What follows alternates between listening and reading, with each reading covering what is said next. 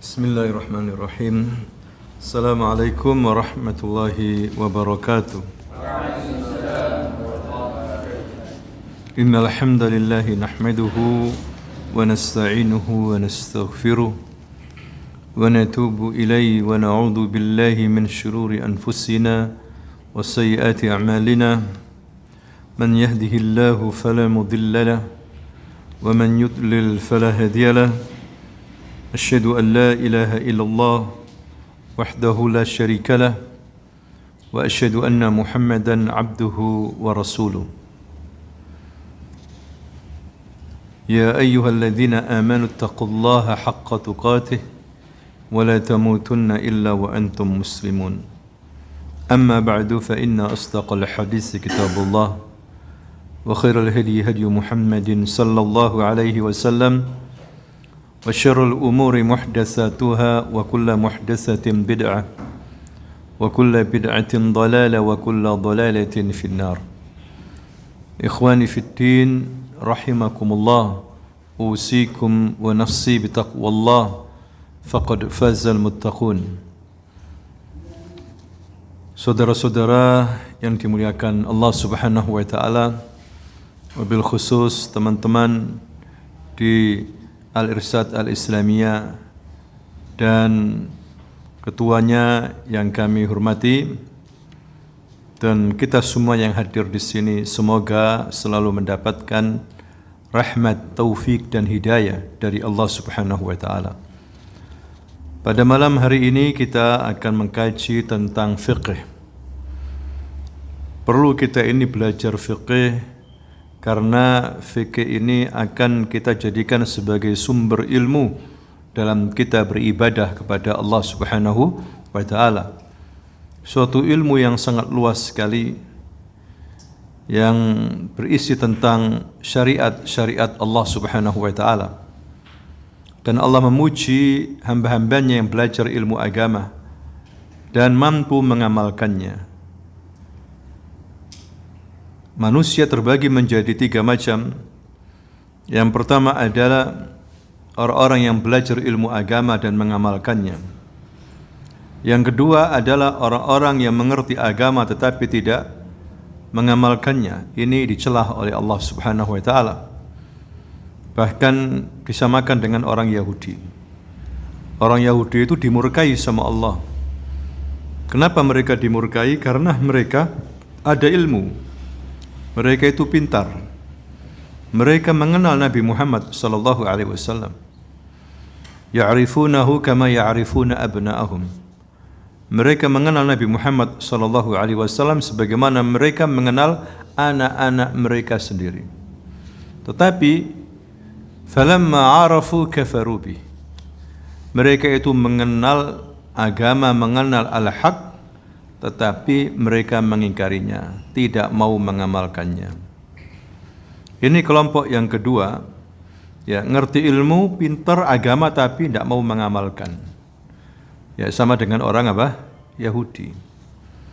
Yang ketiga adalah orang-orang yang tidak belajar ilmu agama, kemudian dia beramal yang baik.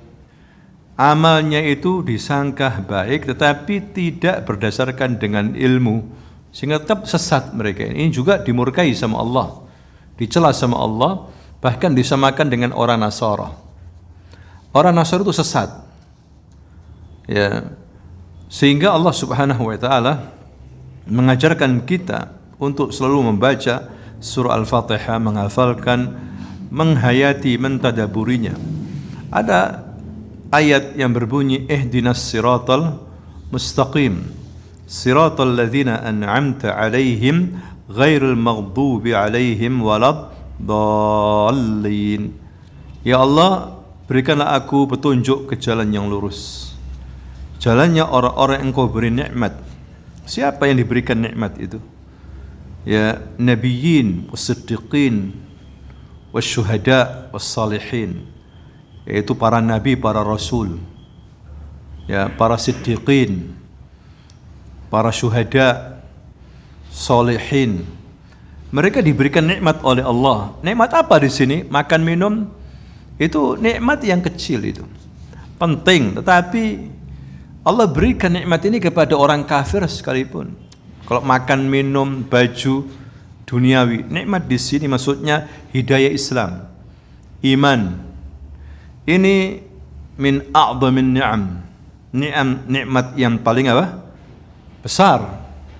Kita alhamdulillah mendapatkan nikmat ini hari ini, yang tidak didapat oleh orang-orang di luar sana, jumlahnya miliaran, tidak mendapatkan nikmat Islam ini.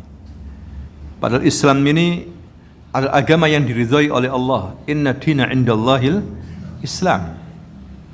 Wa man yabtaghi ghairal islami dinan fala yuqbala min. Agama yang diridhai oleh Allah itu Islam. Barang siapa yang menginginkan selain Islam sebagai agama, enggak diterima oleh Allah. Amal kebaikannya enggak diterima. Enggak ada artinya dia itu walaupun baik, dermawan. Ya.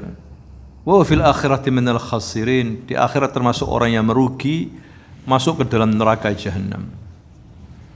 Ya, ini nikmat yang paling agung Islam. Makanya ketika kita dikasih hidayah Islam, kita belajar apa itu Islam itu, syariatnya, hukum-hukumnya. Ini hampir semua ada dalam ilmu fiqih. Ya, ilmu fiqih hadirin sekalian. Ya, ini nikmat yang paling agung. Bukan ghairul maghdub waladdallin, bukan orang yang dimurkai atau orang sesat. Nabi mengatakan maghdub humul yahud waladdallin humun nasara. Orang yang dimurkai itu Yahudi. Orang yang sesat itu siapa? Nasara. Orang Yahudi pintar tapi enggak mengamalkan. Ya, mereka bikin-bikin sendiri, syariat sendiri. Orang Nasara ibadah kepada Allah tanpa ilmu, sesat. Umat Islam jangan seperti itu. Belajar ilmu, diamalkan ilmunya. Kita belajar fikih, diamalkan.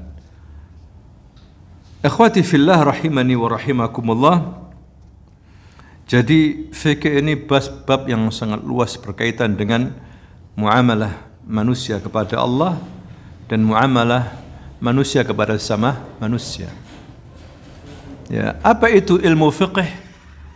Ilmu fiqh itu secara bahasa artinya faham, memahami, pemahaman. Ya, sebagaimana Allah berfirman, "Ma nafqahu katsiran mimma naqul." Kami tidak banyak faham tentang apa yang kamu katakan. Dari kata fiqh, faqihah, yafqahu. Ya.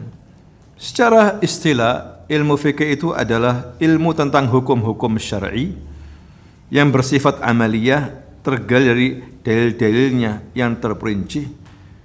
Ya, jadi tentang hukum-hukum syar'i yang bersifat amaliyah. Tentunya berdasarkan dalil-dalil yang apa? Yang syar'i. Ya. Sumber hukum fikih itu ada Al-Qur'an dan As-Sunnah sebagai sumber utama.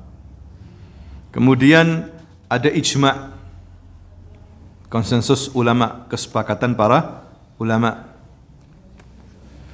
Ya. Kemudian ada qiyas, analogi, dikiaskan. Ya. Karena tidak ada bahannya di situ, tapi di sana ada bahan pokok yang hampir sama, tetap makanan pokok, maka ini dikiaskan. Seperti zakat, ya, atau zakat fitrah, zakat fitri, ya, itu makanan pokok. Di Arab itu makan gandum, makan utama. Terus apa lagi? Kurma. Diberikan satu sok kepada fakir miskin. Zakat fitrah. Lah di Indonesia nggak ada, ya, nggak terbiasa. Maka beras sebagai makanan pokok dikiaskan sama seperti gandum dan kurma. Nggak apa-apa. Itu artinya kias. Paham ya? Ya, karena di sini nggak mampu, nggak terbiasa orang makan kurma kecuali Ramadan kan gitu. Makanya sekarang ada edukasi. Ya, kalau bisa masyarakat tiap hari makan apa? Kurma.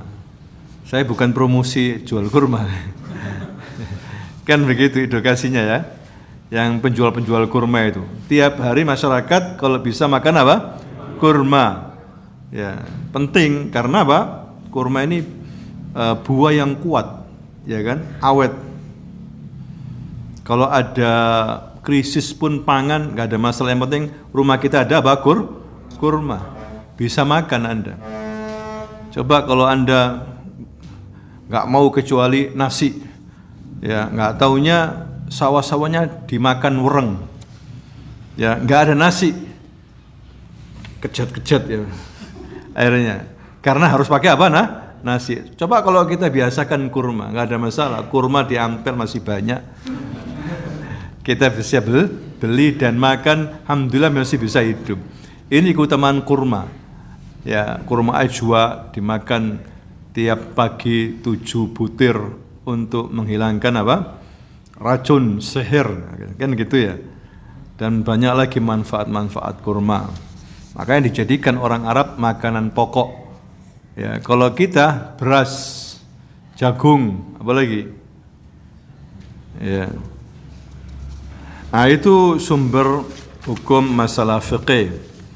Ya. Jadi fikih ini luas sekali, berbicara masalah ibadah secara khusus kepada Allah dan juga berbicara masalah muamalat, masalah hukum jual beli, ya masalah tindakan-tindakan hukum kalau orang berbuat kriminal, ya kemudian masalah nikah, masalah sewa menyewa, ya antar sesama manusia, ya masalah hubungan internasional, masalah peradilan, luas sekali masalah fikih ini.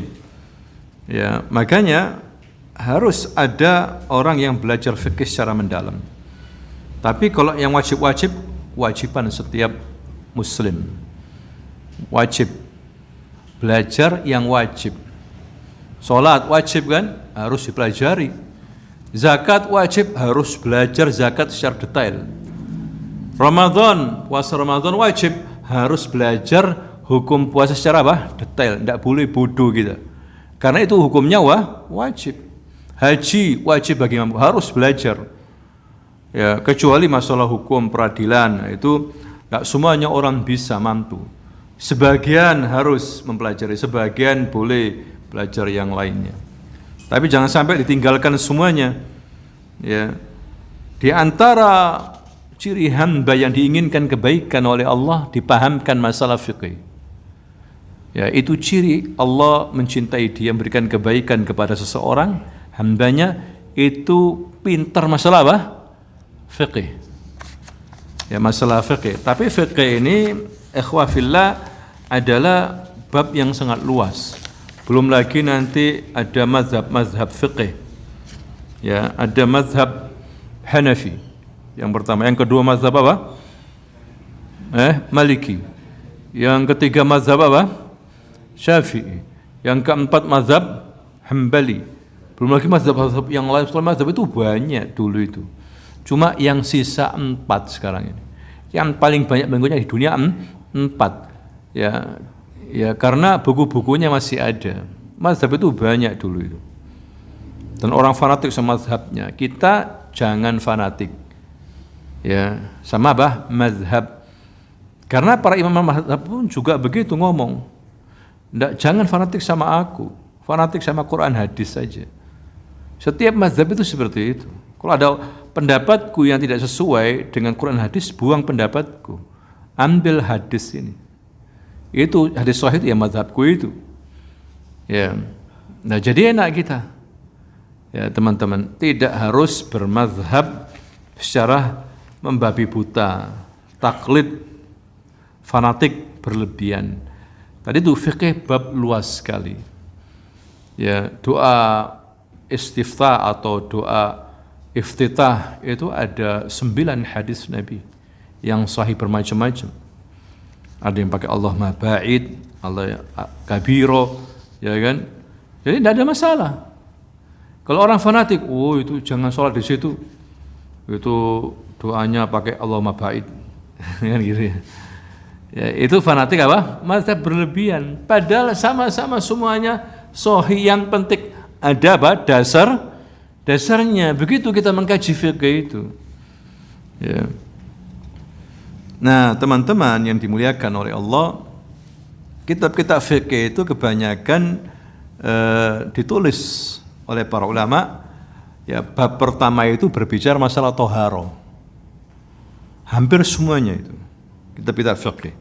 Toharo itu apa? Bersih, suci, membersihkan diri, mensucikan diri dari yang kotor, najis, hadas. Ya, ini penting karena toharo syarat daripada ibadah. Syarat sholat toharo, mau tawaf toharo, kan begitu ya. Kalau enggak toharo, najis dia, hadas, enggak diterima sholatnya, percuma dia.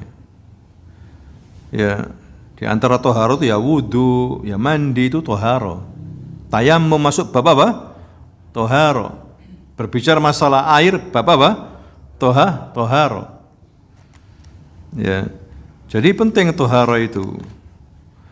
Ya, misalnya contoh ada perkecualian orang yang sakit, keluar air kencing terus, sakit sudah, najis kan, dibersihkan ya gitu lagi, dibersihkan ya gitu lagi. Ya apa? Tidak bisa sholat. Kalau begitu nggak sholat nggak apa-apa katanya. Nggak boleh. Tetap harus sholat dalam keadaan seperti itu. Mau nggak mau, itu perkecualian.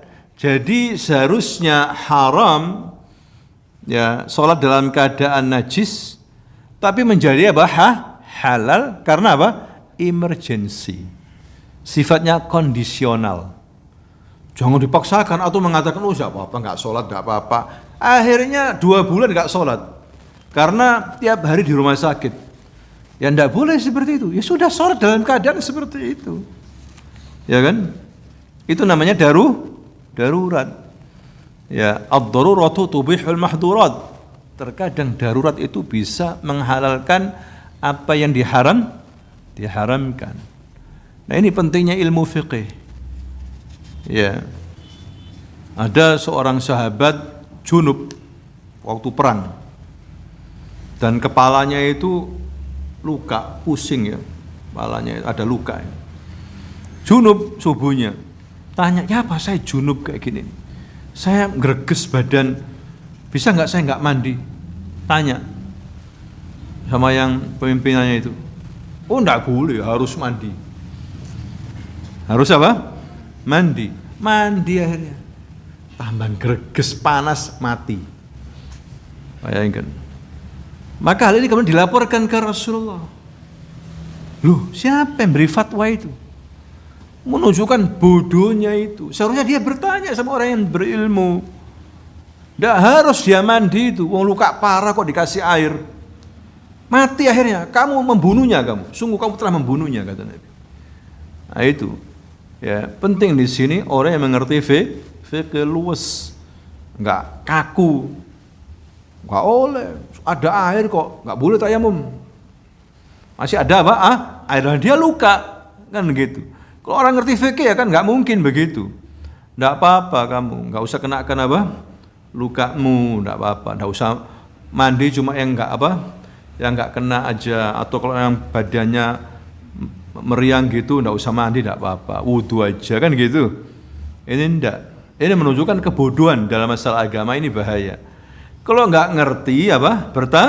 Bertanya. Itu obatnya orang nggak ngerti. Bertanya. Jangan asal berfatwa saja.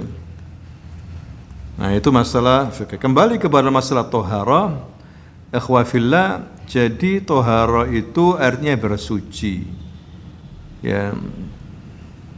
Tohara itu kunci sholat. Tohara itu syarat ya ibadah yang ditekankan. Tohara dibagi menjadi 2. Tohara hissi, tohara ma'nawi. Ya, tohara hissi ini yang dibahas. Tohara dohir. Kalau tohara ma'nawi, tohara batin.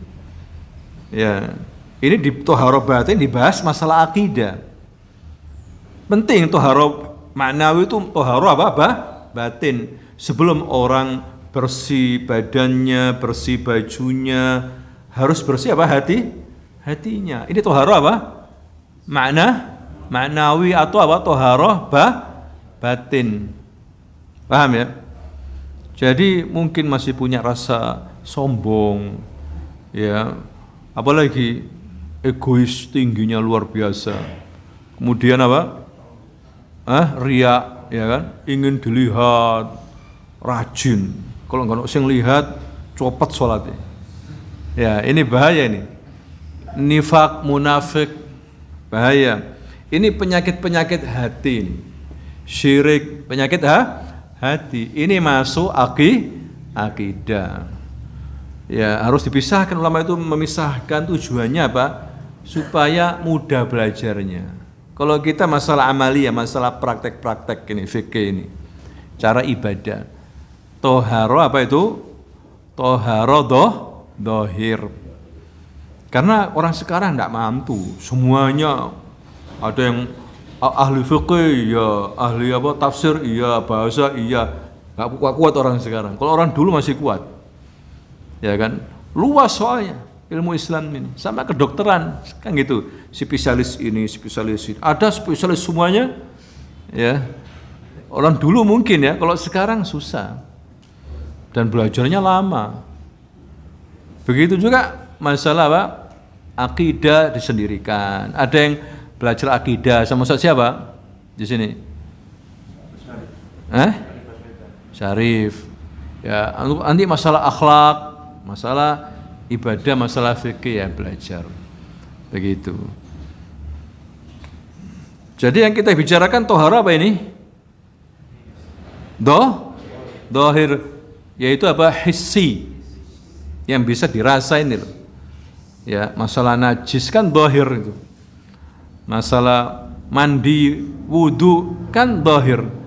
Ya, orang mengatakan ilmu katon. Ya, ilmu apa? Katon yang bisa dilihat. Gampang enggak ilmu itu? Gampang ya? Ya gampang kalau belajar. Kalau enggak belajar ya tetap bahlul. Tetap apa? Bodoh. Kalau enggak belajar. Ya. Jadi toharo itu artinya bersih, suci dari kotoran. Ya. Apa artinya?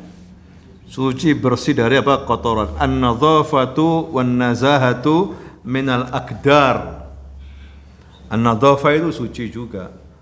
Apalagi tohara juga suci kan gitu. Ya, dari apa? Dari kotoran-kotoran. Ya. Secara istilah, apa itu tohara? Raf'ul hadas wa zawalul khabas. Raf'ul hadas, menghilangkan hadas dan melenyapkan khabas. Hadas itu apa? Yaitu sifat yang menempel pada badan yang menghalangi sholat dan ibadah lainnya dari ibadah-ibadah mensyaratkan toharo. Ia terbagi menjadi dua. Pertama, hadas kecil, hadas yang ada pada anggota wudu seperti sesuatu yang keluar dari dua jalan, kencing atau BAB, ya kan? Ia hilang dengan cara berwudu. Kedua, hadas besar yang ada pada seluruh tubuh seperti junub, mimpi basah, berhubungan suami istri, namanya hadas apa? Besar. Karena nggak cukup wudu, harus mandi, ya seperti itu. Berdasarkan hal itu, maka bersuci dari hadas yang besar adalah mandi, dan bersuci dari hadas kecil adalah wudu. Sedangkan penggantinya kalau ada uzur apa? Tayamum. Bisa dipahami ya? Nah, itu namanya hadas. Kalau khabas apa? Khabas itu yang menjijikkan, najis. Ya. Najis itu benda, ya. Yaitu nanti kita akan jelaskan tentang hadas dan apa? Najis, ya. Kemudian akhwafillah, yang dimaksud dengan hadas adalah menghilangkan sifat penghalang salat dengan menggunakan air yang diguyurkan pada seluruh tubuh. Bila hadasnya hadas besar, ya itu pakai air mandi. Sedangkan bila hadas kecil maka cukup membasuh anggota wudu dengan niat. dengan niat wudu.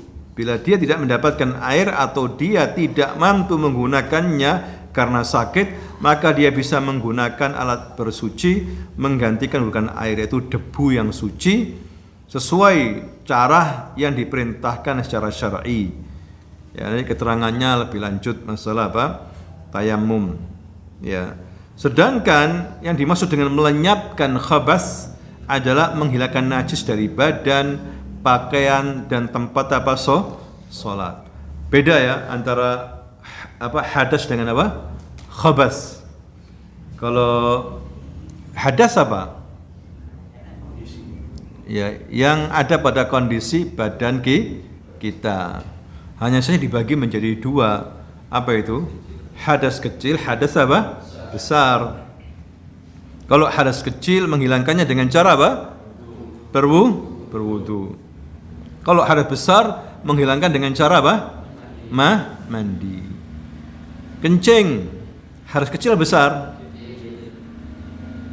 BAB kok kecil. Namanya buang air apa? Besar. Cuma dianggap hadas apa? Kecil. Paham ya?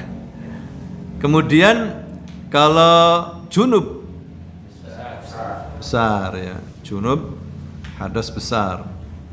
Bisa mimpi kambing tiba-tiba junub.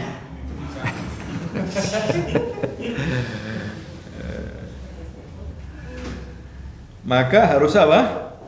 Mandi. Hubungan suami istri harus mandi. Ya.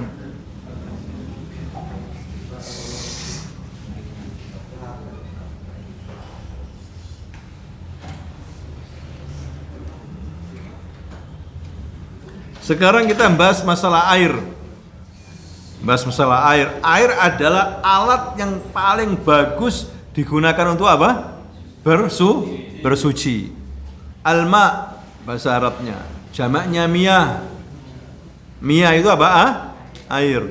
Orang sini susah bilang miyah, moya. Moya. Ya, moya. Orang Arab itu juga moya. Miyah itu dikasrohkan mimnya agak susah, miyah. Tapi kalau moya kan enak, moya. Seorang sekarang ya air. Jadi toharo itu memerlukan sesuatu yang digunakan sebagai sarananya. Ya, maka air bisa digunakan untuk menghilangkan khabas. Air bisa digunakan untuk bersuci disebut dengan air ma' tahur. Yaitu air yang suci pada dirinya at-tahir ya fi dzati dan mensucikan yang selainnya al-mutahhir li ghairi. Ya. Jadi pada dasarnya air itu cuma ada dua. Ya, air tahir atau tahur atau air apa najis. Enggak ada itu tengah-tengahnya. Pendapat yang paling kuat itu. Air tahur atau air apa? Najis. Air mustakmal bagaimana? Itu sama dengan tahur, bekas airnya siapa begitu. Enggak apa-apa. Namanya air apa? Mustakmal. Itu air tahur. Ya, selama tidak merubah warna, rasa dan bau. Tahur itu. Misalnya Anda masuk ke desa, pingin sholat.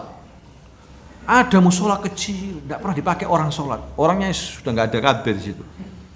Ya, mati semuanya. Tinggal musolanya. Misal di gunung begitu. Ya, mau wudu nggak ada air. Ada bak, ya, lama. Air itu ada. Bekas air apa? Hujan. Cuma warnanya sudah berubah. Baunya sudah mulai bukan bau air yang baru itu. Apakah boleh digunakan untuk wudu? Dilihat.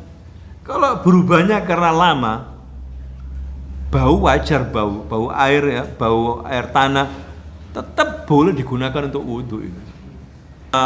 Dikencingi anak kecil mendengar dan melihat, ya jangan. Karena ada apa? Bukti. Kalau nggak ada di gunung, musola nggak terawat, tapi kita butuh sholat di situ dan tidak ada air, kecuali itu air bekas air hujan cuma apa? Tadi itu sedikit berubah warnanya dan baunya bau tanah. Boleh nggak kita gitu wudu? Boleh, karena air tetap suci itu air. Beda dengan kalau Anda dapat informasi berwudu itu, jangan wudu di situ, itu pernah dikencingi sama anak kecil-kecil. Ya jangan. Pernah ada tikus di situ mati. Ya jangan, kan gitu ya. Nah ini contoh saja, ikhwah fillah. Jadi yang bisa digunakan itu air thahir, mensucikan, suci dan mensucikan. Ya, sebagaimana Allah berfirman, wa yunazzilu 'alaikum minas sama'i ma'an liyutahhirakum bih. Ya, dan Allah menurunkan bagi kalian hujan dari langit untuk menyucikan kalian dengannya. Termasuk air yang suci mensucikan itu apa? Air hujan, air salju, embun, air mengalir di bumi ini, air sungai, sumur, laut. Ya, ini air ini luar biasa. Allah nikmat yang paling agung. Ya, dari air kemudian semuanya bisa menjadi hidup. Ya, dari apa? Air. Dan bumi ini mayoritas air. Dan air itu salah satu tentara Allah Subhanahu wa taala. Kalau kita macam-macam ya tinggal gitu aja air. Ya, bisa mematikan banyak orang. Bisa mematikan penumpang kapal, ya kan? Apa saja, tsunami. Makanya jangan macam-macam, mudah bagi Allah itu. Kalau kita ini ingkar nikmat, ya, tidak bersyukur dengan air. Tahu namanya Saddu Ma'rib. Saddu Ma'rib, bendungan Ma'rib di daerah Sabah. Dulu salah satu kabilah besar, kerajaan besar di Yaman, kurang lebih 120 tahun sebelum kelahirannya Nabi, ada peristiwa besar di daerah Sabah, Yaman. Ya, sampai ada surah namanya surah apa? Sabah. Ya, laqad kana fi maskanihim ayah. Ya, di Saba'in fi maskanihim ayah. Sudah ada tanda-tanda di negeri Sabah itu dan penduduknya ayat-ayat Allah. Jannatan an yamin wan shimal. Ya, dua kebun besar kanan dan kiri. Tengah-tengahnya ada sungai. Seperti itu. Luar biasa. Ya, kulu washkurulah. Makanlah buah-buahnya dan bersyukurlah kepada Allah Subhanahu wa taala. Sampai dikatakan para ahli tafsir, perempuan-perempuan Sabah kalau mau mengambil buah-buahannya itu tidak usah metik pakai tangan. Taruh keranjang jatuh sendiri. Ya. Taruh di mana kepala ini keranjangnya jatuh sendiri. Tidak usah metik, loncat-loncat pakai apa? Tidak usah. Nikmat dari Allah Subhanahu wa taala. Bahkan dikatakan Sabah itu baldatun thayyibatun wa rabbun ghafur. Negeri yang baik, baldah thayyibah. Wa rabb ghafur. Rabbnya itu Maha Pengampun, yaitu Allah. Bukan negeri Indonesia, baldatun thayyibatun itu dalam surah Sabah itu. Ya, negeri Sabah itu, Yaman itu. Cuma dibuat lagu tilawatul Quran itu. Baldatun thayyibatun wa rabbun ghafur. Kan gitu ya. Seakan-akan Indonesia ini mudah-mudahan, ya kan. Cuma yang dimaksud itu negeri Sabah dulu. Tetapi ketika mereka berpaling fa'aradhu, ya, mereka berpaling kufur nikmat, farsalna alaihim sailal arim. Kami kirim banjir bandang air, hancur itu bendungan. Orang Arab mengungsi. Ada yang pergi ke Irak, masuk Majusi. Ada yang pergi ke Syam, masuk ahli kitab Nasara. Ada yang ke Jazirah Arabia, ke Madinah. Orang-orang Ansar itu, ya kan? Itu orang Yaman. Ansar itu orang Yaman. Ya, dipuji Nabi orang Yaman. Makanya yang merasa keturunan Yaman harus bangga, tapi harus belajar Islam. Ya, kalau bangga-bangga keturunannya nggak belajar Islam, nggak percuma. Abu Lahab dari Quraisy, ya kan? Tapi dicela oleh Allah sepanjang zaman turun ayat itu Allah Lahab. Nggak ada artinya kalau nggak belajar, nggak beriman. Ya. Nah ini airnya luar biasa.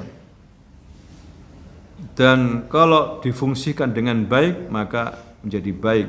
Wa anzalna minas sama'i ma'an tahura. Kami turunkan dari langit air yang suci. Laut pun bisa digunakan untuk tahara. Digunakan untuk mandi boleh, digunakan untuk wudhu boleh, tapi minum ya siapa yang mau? Ya air laut. Nabi pernah ditanya oleh para sahabat yang dia itu profesinya nelayan. Ya Rasulullah, kami ini bawa air terbatas. Air ini untuk wudhu, untuk minum ya Rasulullah. Lah kalau kita batal wudhu atau junub, bagaimana ya Rasulullah? Apakah air minum kita pakai apa? Wudhu atau mandi? Ya habis Rasulullah. Boleh nggak kita wudhu atau mandi pakai air laut? Maka dijawab oleh Rasulullah, air laut itu ma'ul bahr hillu hillu ma'uhu wa hillu maitatuh. Air laut itu halal ya untuk dipakai toharah, untuk mandi, untuk apa? Wudu, dan juga bangkainya sekalipun halal. Jangankan airnya, bangkainya halal. Bangkai ikan maksudnya. Ya, halal. Anda beli ikan itu hidup atau mati? Mati kan? Tapi ada yang hidup juga kan? Bisa ya? Ya, tapi kebanyakan mati. Sudah jadi bangkai, tapi halal enggak? Halal. Kecuali itu bangkai dimasuki apa bakteri apa kelihatan itu banyak. Ya jangan makan, nanti berbahaya bagi tubuh. Tapi kalau dia masih fresh ngambang gitu aja diambil, makan boleh. Itu Rasulullah. Padahal nanyanya sahabat masalah air langsung diluaskan sama Rasulullah. Jangankan airnya, tapi apa? Bangkainya pun tidak apa-apa. Ya, luar biasa ini karunia Allah Subhanahu wa taala. Kemudian juga bisa menggunakan air salju atau embun. Ya, sebagaimana Rasulullah juga berdoa, Allahumma ighsilni min khotoyaya bil ma'i was salji wal barad. Ya Allah, bersihkan aku ini dari kesalahan-kesalahan ya dengan air yang apa? Yang salju dan embun, wal bard, ya angin yang dingin, embun, seperti itu.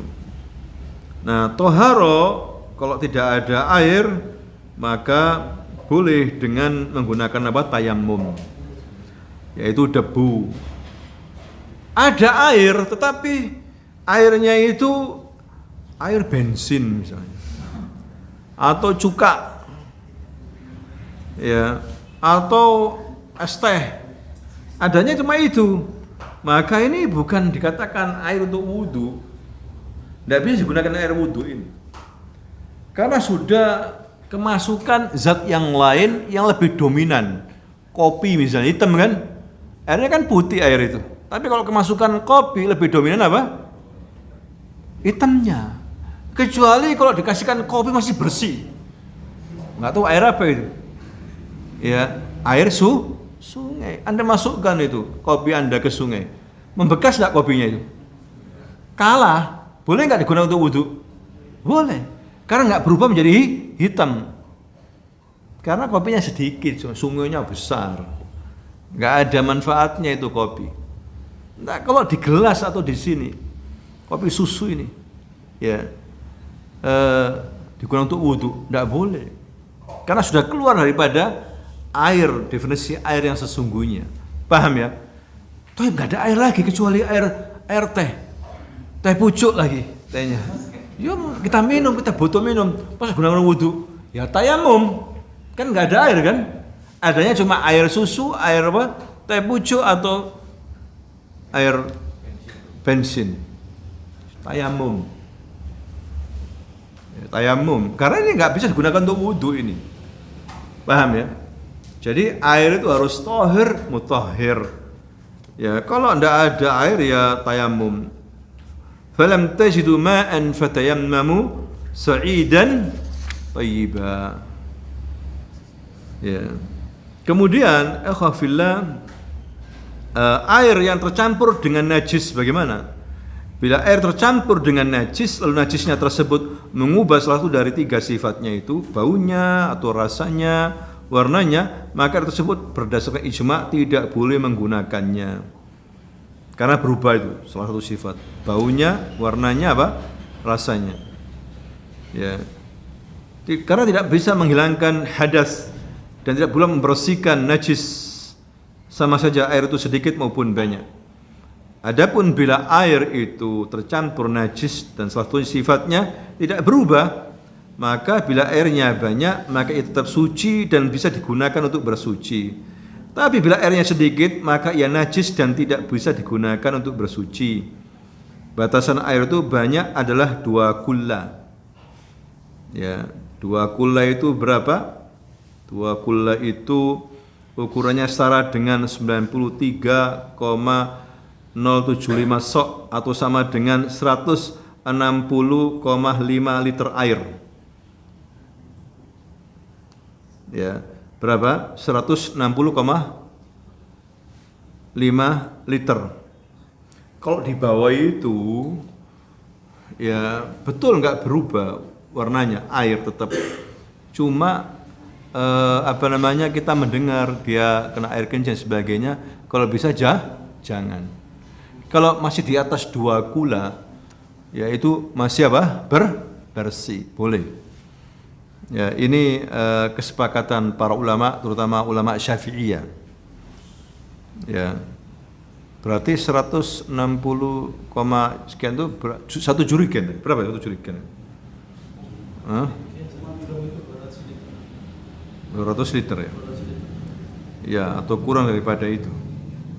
Ya, jadi kalau kita mendengar bahwa ini najis ini, tapi tidak ada berubah warnanya, jangan, karena terlalu sedikit. Faham ya? Walaupun tidak berubah warnanya, tapi apa? Terlalu sedikit dan kita mendengar ada najis di situ. Lebih baik kita tinggalkan. Kalau di atas 2 kula itu bisa. Bak kamar mandi kan lebih ya. Kalau penuh sampai enggak itu? 2 kula lebih enggak itu? Tergantung baknya ya. Ada bak kuno itu yang lama itu kan besar. Itu lebih daripada 2 kula, jadi nggak ada masalah. Bersih kok, nggak ada apa-apanya. Karena lebih banyak airnya. Bisa dipahami ya? Ya, tentu masalah air. Bagaimana kalau air tandon itu kemasukan tikus? Ayo gimana? Ambil tikusnya, setelah diambil bersih, nggak apa-apa. Karena tandon itu besar. Yang penting ambil apa? Tikusnya. Tapi dilihat, kalau berubah, jangan. Berubah baunya juga, jangan. Harus dibersihkan. Walaupun manggil tukang masuk bersihkan, tidak apa-apa. Maksudnya diambil tikusnya itu tidak berubah apa? Baunya tidak ada apa-apa. Kemudian apa? Rasa, warna tidak berubah, boleh, tidak apa-apa dipakai untuk wudhu dan apa? Mandi. Boleh. Karena sudah lebih di atas 2 kula. Ya, tahu ya pengertian kula itu ya. Seperti itu. Jadi untuk menghindari supaya tidak menyebar itu penyakitnya, tikusnya harus diambil seperti itu. Nah, ini masalah air ya syabab. Sebagaimana Rasulullah SAW bersabda, innal ma'a tahur la yunajjisu syai'. Asal daripada air itu tahur, bersih. Ya, tidak bisa dikatakan najis. Kemudian juga dari hadis Ibnu Umar radhiyallahu anhu bahwa Rasulullah SAW bersabda, idza balagal ma'u qullatain lam yahmil khabas. Bila air mencapai 2 kula maka ia tidak mengandung najis. Nah ini, kalau sudah 2 kula ke atas, selama tidak ada bau, tidak ada warna apa-apa, kemudian tetap pada kondisi air yang asli itu tidak rasa juga biasa, maka tidak bisa dikatakan apa najis. Kalau di atas 2 kula. Ya. Tapi kalau di bawah kula kita masih berpikir ya seperti itu. Mendengar pernah kena kencing ya, tapi kan nggak ada baunya, nggak ada rasanya. Ya, tetap nggak boleh karena itu di bawah apa 2 kula. Seperti itu. Bagaimana dengan air yang tercampur dengan benda yang suci? Ya, seperti apa namanya daun-daun pohon ya atau sabun ya. Kena campur daun bidara ya. Air tersebut tidak didominasi oleh benda yang mencampurinya, maka pendapat yang sahih air tersebut mensucikan. Ya, jadi air itu tetap kuat, warnanya tetap apa bersih. Padahal kecampuran apa sabun, tapi sabunnya kalah dengan air.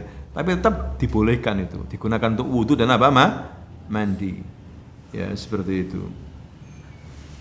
Karena Nabi juga pernah menyuruh para wanita ketika memandikan jenazah putrinya, dia mengatakan apa? Isilna salasan aw khamsan aw aktsar min dzalik in ra'aitunna dzalik bima'in wa sidr. Ya, mandikanlah dia, bersihkanlah dia 3 kali mandikan jenazah itu. Kalau enggak cukup 5 kali. Kalau enggak cukup 7 kali. Kalau enggak cukup tambah enggak apa-apa, tapi yang ganjil ya. Kemudian kalau memang perlu ditambah dengan apa? Daun bidara. Daun apa? Bidara. Jadi boleh walaupun kecampuran daun bidara, dan gunakan basuhan yang terakhir menggunakan barus. Ya, kafur barus seperti itu atau wangi-wangian. Tidak harus apa kafur barus ya. Wangi-wangian apapun tidak apa-apa supaya wangi seperti itu. Nah, itulah tentang air suci bersih ya. Kemudian yang terakhir, hukum air mustakmal, air yang telah digunakan dalam toharo. Ya, bagaimana air mustakmal? Air yang telah digunakan untuk toharo seperti air yang terjatuh pada anggota badan orang berwudu ya, mandi, itu dikatakan air itu suci, tidak ada masalah. Bekasnya orang suci, karena muslim itu tidak najis ya. Sebagaimana Nabi SAW katakan di sini, An Nabiyya sallallahu alaihi wasallam idza tawadda'a kadu yaqtatiluna ala wudu'ihi. Nabi itu pernah berwudu, bekas air wudunya Nabi itu dibuat rebutan para sahabat. Sampai mau bertengkar habis-habisan. Taib itu Nabi, kalau kita bagaimana? Kalau bekasnya kiai misalnya. Tadi tetap pada pakai rumus yang pertama tadi itu selama tidak apa? Baunya ya kan? Ya tetap tidak merubah bau, warna, dan rasa. Tidak ada masalah. Air mustakmal boleh. Tetap dikatakan tohir mutahhir. Ya makanya bagian air itu cuma 2 saja. Tohir, tohur sama apa? Najis. Ya, ada orang merinci banyak, akhirnya bingung belajarnya. Mustakmal bagaimana? Kan gitu, air mustakmal. Ya sama aja sebetulnya mustakmal. Ya buktinya Nabi airnya dibuat, bekas airnya dia itu yang jatuh dibuat rebutan. Jangankan airnya, ya ludahnya dibuat rebutan Nabi. Ludahnya Nabi itu barokah. Sampai mau bunuh-bunuhan para sahabat untuk mendapatkan itu. Diusapkan ke badannya langsung. Ya kalau ludahnya Habib atau Kiai ya jangan. Beda. Ya jangan mau. Jadi kembali kepada air mustakmal, innal mu'min la yanjus. Mukmin itu tidak najis. Ya.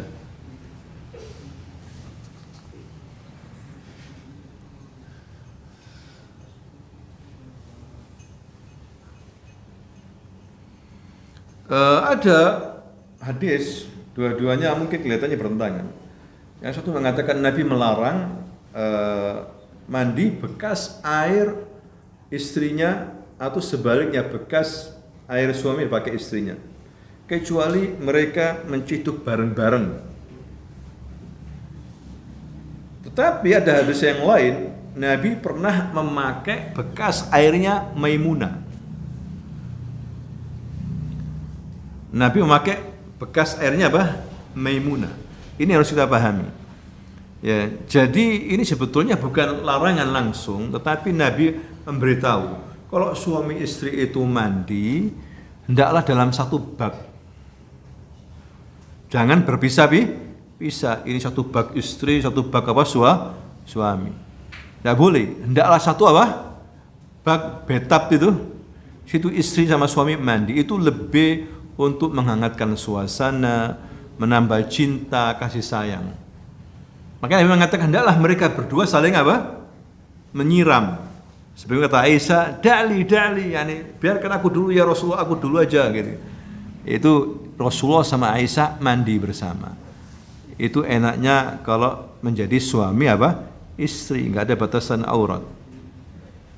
Ya, jangan mandi apa? Sendiri maksudnya. Lempar-lemparan apa? Air bior, ini bior. Itu yang nggak boleh. Paham ya? Kayak kalian ketika di apa kolam renang itu, ya hendaklah satu bak jadi satu. Sedangkan hadis Maimunah itu Nabi beda karena Maimunah sudah selesai, beda, bukan mandi bersama itu. Selesai sudah ada sisa air, Rasul baru datang. Jadi nggak ada yang kontradiksi itu. Jadi nggak ada yang kontra apa? Diksi. Kalau bersama harus satu bak. Sebegitu. Kalau nggak ada betap yang jegur itu apa? Ember itu. Paham ya? Baik, sampai di sini saja, mudah-mudahan bermanfaat. Nanti insya Allah kita akan lanjutkan pembahasan kita masih tohar. Baik ya syabab, sampai di sini apakah ada pertanyaan? Kami persilahkan. Ya. Kalau air itu bekas cipratan dari lantai kamar mandi itu apa masih termasuk najis? Dan kita berwudu di keran itu, air ciprat di lantainya kamar mandi. Kan kita lantainya kamar mandi kan kadang nggak tahu itu ada najis apa enggak gitu kan. Terus ciprat kena ke celananya kita, itu apa termasuk najis apa enggak? Enggak itu, karena kan sudah bersih. Kamar mandi kita ini kan bersih, ya kan? Air juga bersih, jadi kembali kepada semula. Air itu tidak bisa dihukumi najis. Ya, kecuali kita tahu bahwa kamar mandinya itu apa? Banyak kotoran. Nggak boleh, bahaya itu. Kelihatan itu. Nah itu yang nggak boleh. Kalau bersih nggak ada masalah.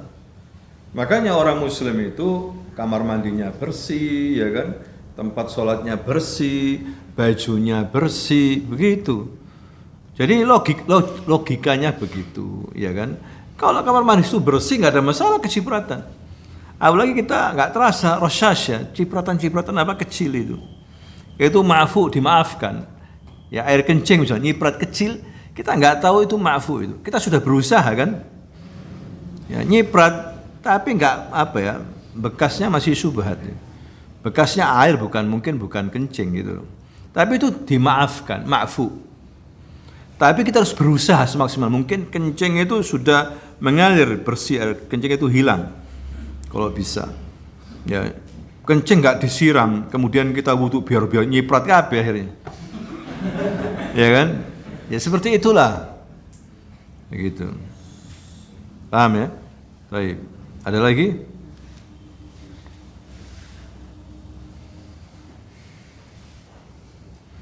Baik, karena tidak ada pertanyaan, kami cukup sampai di sini. Terima kasih, jazakumullah khair, teman-teman bisa hadir belajar pelan-pelan ya masalah fikih ini karena luas nanti babnya. Nanti kalian bisa bawa pertanyaan-pertanyaan dan kita akan belajar studi kasus nanti dari beberapa fatwa para ulama tentang masalah air, masalah toharo ya, agar lebih paham lagi. Baik, subhanakallahumma wa bihamdika asyhadu an la ilaha illa anta astaghfiruka wa atubu ilaik. Assalamualaikum warahmatullahi wabarakatuh.